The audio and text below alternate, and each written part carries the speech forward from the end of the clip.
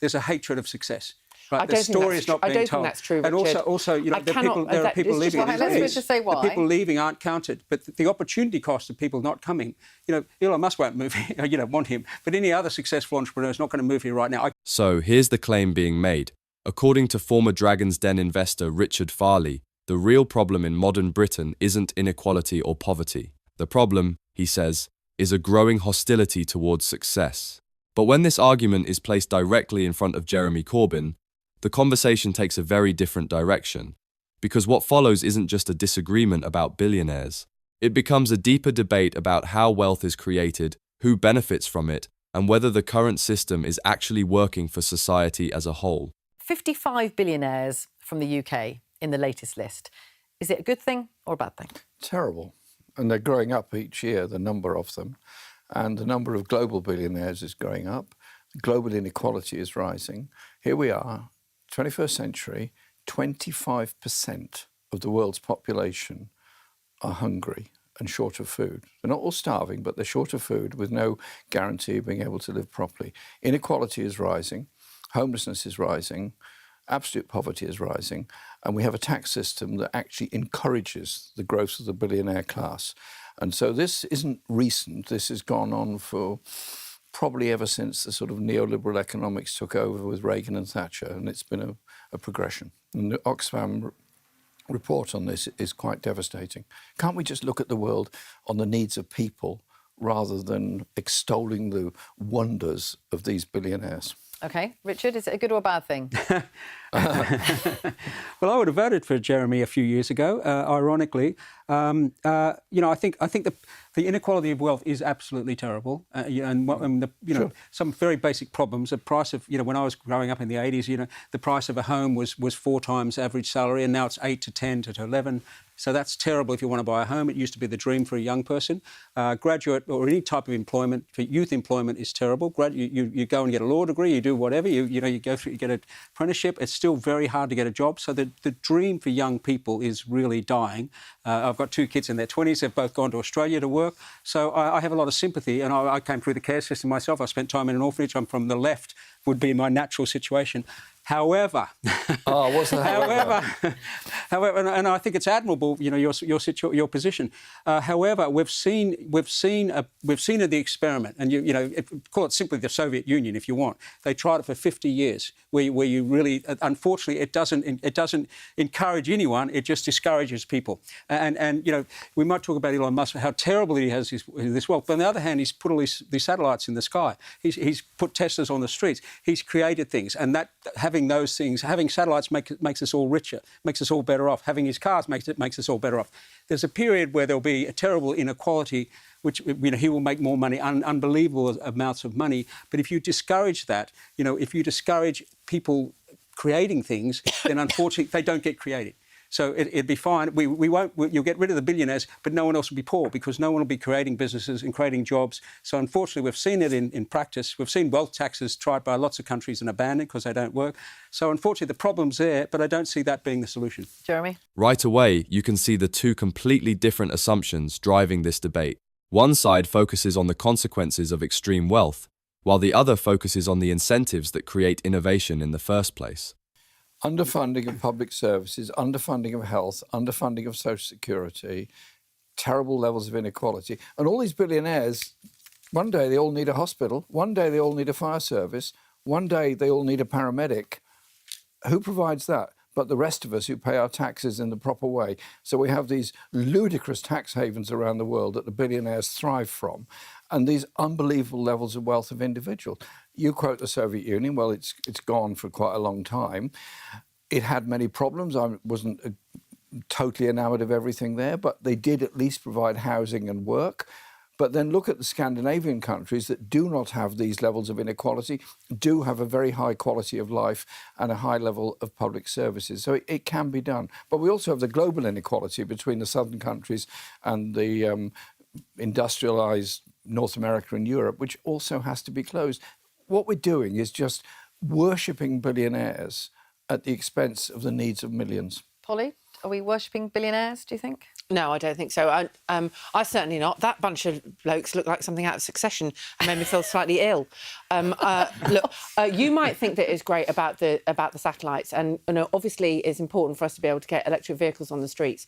But Elon Musk has basically bought himself a platform in order to be able to spew hate across the world. So I think there are other aspects. We're playing the man now. We're not playing the system. No, but At this point, Corbyn reframes the argument. The issue, he suggests, isn't entrepreneurship itself. It's whether the wealth generated by that system is being fairly reinvested back into the society that made it possible. We're talking about billionaires in general. Well, yeah, but billionaires in general, wealth creation. If you can't spot what those three guys have got in common, then I think that's quite interesting in and of itself. But I'd love them to come here. I'd love them to come here, spend a lot on VAT, buy property, pay stamp duty. I'm very employ happy. People. I'd love them to be here. I'm very happy that we have put taxes on private jets, which will make a difference to them, private schools, that will probably make a difference to them if they've got kids, and private equity. We've also increased the council tax for properties over £2 million. £2 million worth of property. Now, I know what you're talking about with the London market, and it makes it very difficult for people to get on the market, on the ladder. At the other end, people have got houses of that value. Making sure that we get money into the exchequer so that people with the broadest shoulders are paying towards the things that we all rely on, including the roads and the hospitals and the schools. That is a good thing to do. You're right about getting money in, but what you're not counting is the money that's not coming in and the money that's never going to come in. Do you know what? And People of this country will pay their taxes. When I moved here, I wouldn't move here now. I'm Australian. I wouldn't move here now because of the tax regime. There's a hatred of success. Right? The story is not being told. I don't think that's true, Richard. And also, there are people leaving. Let's just say why. The people leaving aren't counted, but the opportunity cost of people not coming.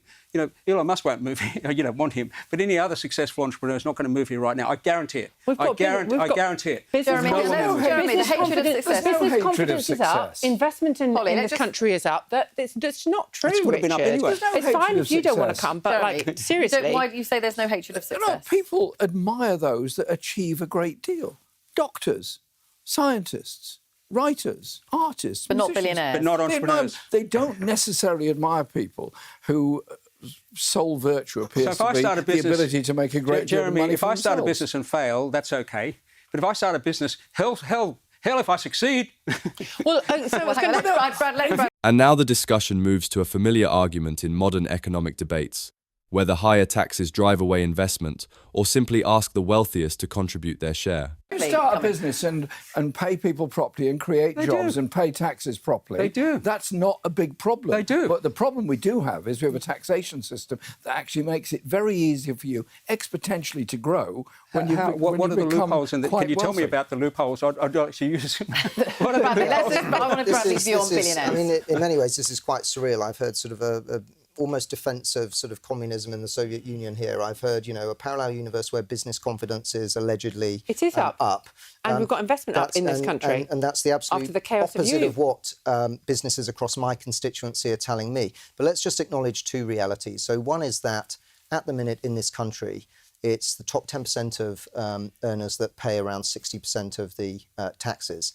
And those who are particularly wealthy, who have put something on the line to create a success of their business, whether it's a small business, large business, they are often highly mobile. And if other jurisdictions and other countries have more lucrative tax arrangements, don't be surprised if they leave. The UK is a country that should not be afraid of saying, we want to support those who want to get on in life. And instead, what we've seen under this government is increased welfare dependency and those who want to take risks and create wealth feeling that actually they're stigmatised and they have other options to go elsewhere. Holly, what do you say to that? Well, I would say patriotic people pay their taxes. And I know that we need to be ensuring and encouraging entrepreneurs, which is exactly what we need in my community. But it's not about people making billions and billions. People mostly who are entrepreneurs, and this is where I would definitely part company with Jeremy, want to be able to do something that gives them meaning in their lives and earn enough money to be able to live. Those are the entrepreneurs that we can be supporting.